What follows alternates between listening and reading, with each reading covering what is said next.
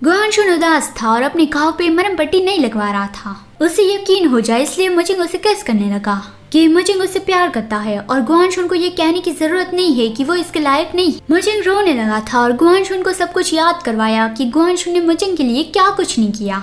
गुआनशुन हर बार मुजिंग के लिए lunch box लाता था, चाहे जितनी भी देर हो गई हो गुआनशुन ये कभी मिस नहीं करता था।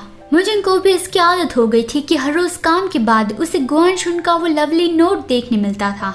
फिर गुआनशुन सीक्रेटली उसके पड़ोस में रहने आ गया था। मुजिंग को पता चल गया था कि उसका नेबर गुआनशुन ही है, लेकिन उसने कहा नहीं क्योंकि उसे गुआनशुन की कंपनी बहुत अच्छी लगती थी।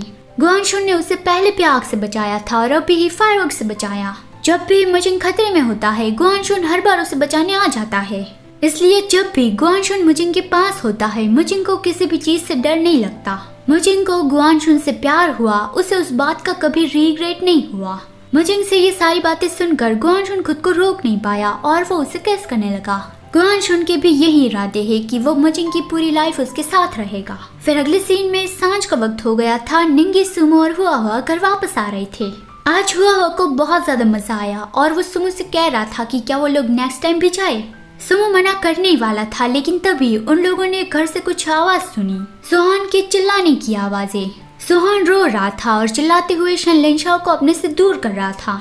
वह भी शन लेंशाओ के बिल्कुल भी करीब नहीं होना चाहता, क्योंकि पहले शन लेंशाओ ने उसे अपने खिलौने की तरह इस्तेमाल किया था इसलिए। तो अभी सोहान उसे कह रहा है कि शन लेंशाओ उससे दूर रहे, क्योंकि सोहान अभी पहले जैसा नहीं कर सकता। सुमो और हुआ अंदर आ गए और सोहान को शांत करने लगे। सोहान उसे गले लगा के और ज्यादा रोने लगा। सुमो को सोहान के पास्ट के बारे में नहीं पता है, लेकिन अभी उसे इस हालत में देखकर उसे बुरा लग रहा है। वह अपने पेरेंट्स को फिर से साथ देखना चाहता था। उसे लगा था कि शायद इससे सोहान ज्यादा खुश रहने लगेगा, लेकिन अभी सोहान की ऐसी हालत देखकर वो खुद को दोषी मानने लगा कि शायद मुझे ऐसा नहीं करना चाहिए था। इससे तो चीजें और ज्यादा बिगड़ रही है। वो अपने और निंगी के बारे में सोचने लगा कि हमारा भविष्य में क्या होगा। उसने शन लेंशाओ से कहा कि अभी के लिए वो यहाँ से चला जाए। फिर उसने निंगी से भी कहा कि तुम भी चले जाओ, मैं कल तुम्हें और फादर को नहीं देखना चाहता। निंगी उसे कहने लगा कि सुमो मेरा यकीन करो, हमारा भविष्य उसके जैसा नहीं होगा। मैं तुमसे प्यार करता हूँ और अपनी गलती सुधारने की कोशिश कर रहा हूँ। मैं तुम्हें और हुआ को एक अच्छी लाइफ देना चाहता हूँ। हमें एक दूसरे को मौका देना होगा, ये हमारे लिए और तुम्हारे पेरेंट्स के लिए भी अच्छा है। सुमो ने कहा कि हाँ मैं वो जानता हूँ, तुमने इन दिनों मेरे और हुआ के लिए काफी कुछ किया है।